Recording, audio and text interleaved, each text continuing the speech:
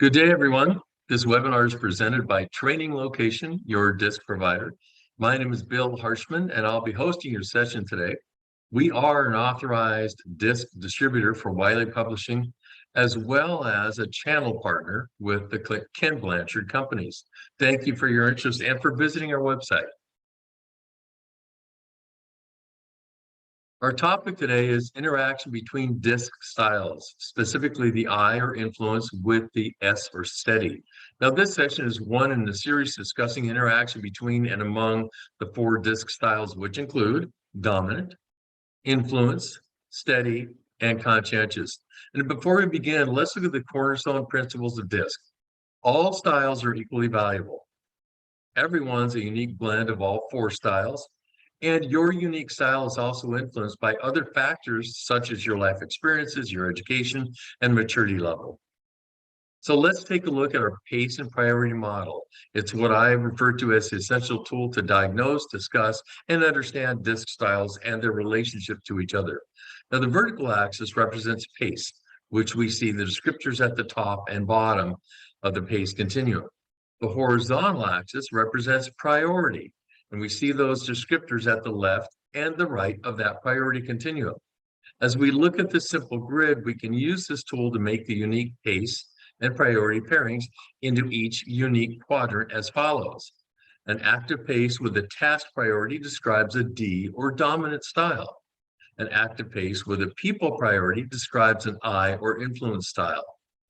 A moderate PACE with a people priority describes an S or steady style, and a moderate PACE with a task priority describes a C or conscientious style. Now, as you can see, there are a couple of styles which are directly opposite from each other, specifically the D and the S, and the I and the C. So it's easier to see how different these styles are.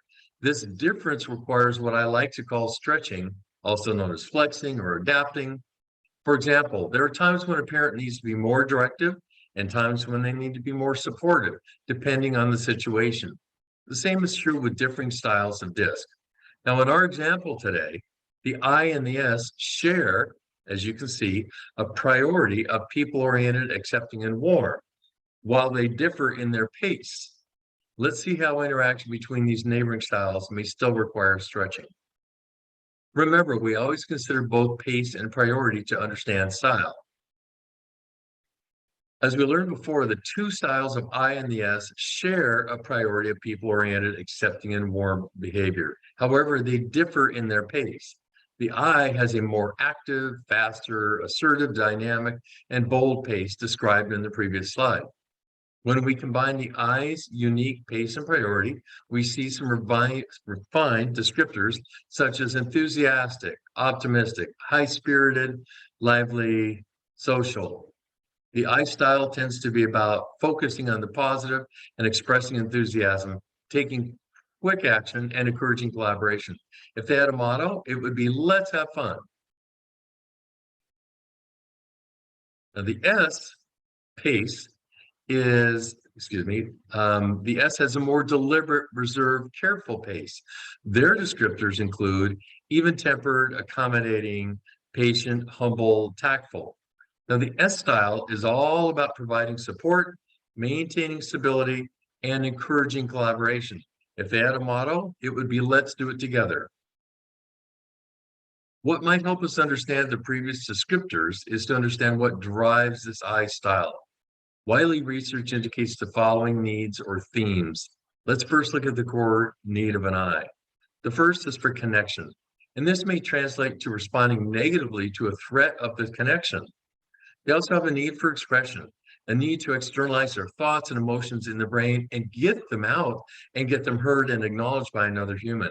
And they love getting lost in a good conversation. They have a need for stimulation. They're tuned into the rewards that an environment has to offer them, and a need to be wanted. This translates to an I not wanting to be opened up to regret for something they might have said or done. Now compare these with the need of an S. In one word, harmony. An S wants to know that things are running smoothly and evenly and no looming tension or pressure or danger on the horizon. They want to know there's harmony in both their relationships and their tasks. Remember, we talked about the S is all about support, stability, and collaboration. This need for harmony can result in a bias of an S to give other people the benefit of the doubt, and also a powerful desire to avoid conflict and the things that create conflict. To further help clarify the differences, let's look at the respective fears. The I has a fear including social rejection, disapproval, loss of influence, being ignored. The S fears include loss of stability, change, especially rapid change, loss of harmony, and offending others. Now, one can see that if I's are interacting with S's, you can imagine how, let's say, the I's need for expression, quick action, and stimulation meets up with the S's need for harmony. And by the way, for an S, that's coupled with a fear of change and loss of stability. This can present a challenge for the unaware. Just be aware of it. And at a minimum, there's a need for stretching, as we said, from one or both parties, as we said earlier. I hope it's easier to understand and appreciate the interaction between these two styles. I want to remind you what this looks like in the current everything DiSC model from Wiley, which has 12 styles. Those 4 quadrants are broken up into 12. And we saw it in our last vlog with the 2 I styles. As you can see from the everything DiSC model, your actual style depends on where you fall within your respective quadrant and sometimes proximity to the neighboring quadrant. For example, what does interaction look like between the ID and the SC? We used to just say one's an I and one's an S, but research has shown we have more detail available to us now than before. What about between an IS and an SI? Again, we still have an I and we have an S, but now we know more about those styles. So I'd like to provide a so what, or why care about these blended styles. Helps to provide a little context for the learners. And by the way, what I'm presenting with this slide applies to all 4 quadrants of the DiSC model. Let's see what the patient priority model looks like overlaid on our everything DiSC model. Someone with an ID style may be fairly balanced on the horizontal continuum between task and accepting.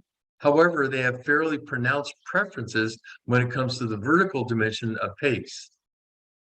The ID style and the DI next to it, for that matter, tend to be very fast-paced and outspoken.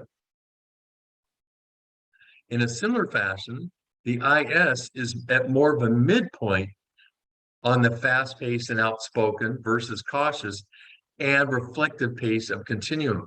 However, they tend to be very people-oriented, accepting, and warm. Here's our model again to help remind you of where the I and the S styles fit into our grid. Today, we discussed 2 individuals who are both accepting and warm and people-oriented, and who are dissimilar on the pace spectrum between active and outgoing and reflective and reserved. Lumping individuals into a style box can really overlook what's behind that style and what's inside that person. I encourage you to share this webinar with your personal and professional connections. With a different topic every week, many of my customers and clients are using these webinars as learning aids and boosters to help grow the DiSC culture within their organization. I hope this information helps address the challenges faced by your organization. Whether your need includes employee engagement, conflict management, team building, or simply communication, DiSC is the research-based, proven leading training solution. It's impacted more than 8 million learners in over 130,000 organizations and through 14 languages in over 70 countries. And a quick note, if you remember nothing else, DiSC provides a quick, intuitive way to understand yourself and the needs and priorities of the people around you. And DiSC delivers immediate and lasting impact on the performance of people and the culture of your organization.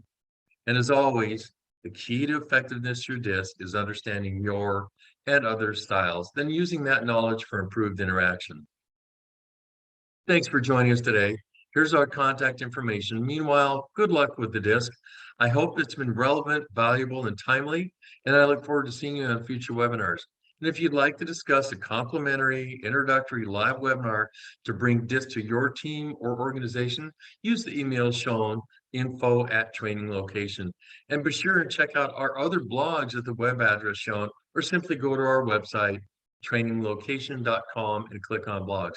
And before you close out your screen, we always appreciate your like or share or download of our instructional videos. Thank you and goodbye until next time.